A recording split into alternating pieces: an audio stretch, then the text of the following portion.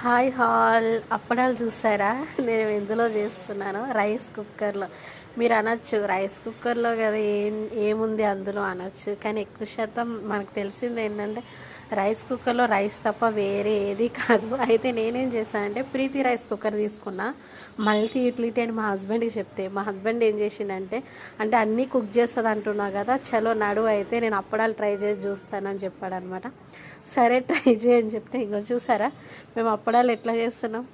అప్పడాలు మాత్రం చాలా బాగా వచ్చినాయండి, అది చూడండి. కాకపోతే ఇక్కడ ఏంటంటే మనం కుకింగ్లో పెట్టేసి దాన్ని పట్టుకోవాలన్నమాట. పట్టుకుంటేనే మనకి అది అనేది ఆయిల్ అనేది హీట్ అయ్యి మనకి అప్పడాలని వస్తాయి అనమాట. నార్మల్ కుకింగ్లో పెట్టి వదిలితే మాత్రం అది వార్మింగ్లోకి పడిపోతుంది, ఎందుకంటే అది లైట్ వెయిట్ ఉంటుంది కదా ఆయిల్ అనేది, అది అన్నమాట. మరి అన్ని రైస్ కుక్కర్స్ వస్తాయా అని మీరు నన్ను క్వశ్చన్ వేయచ్చు.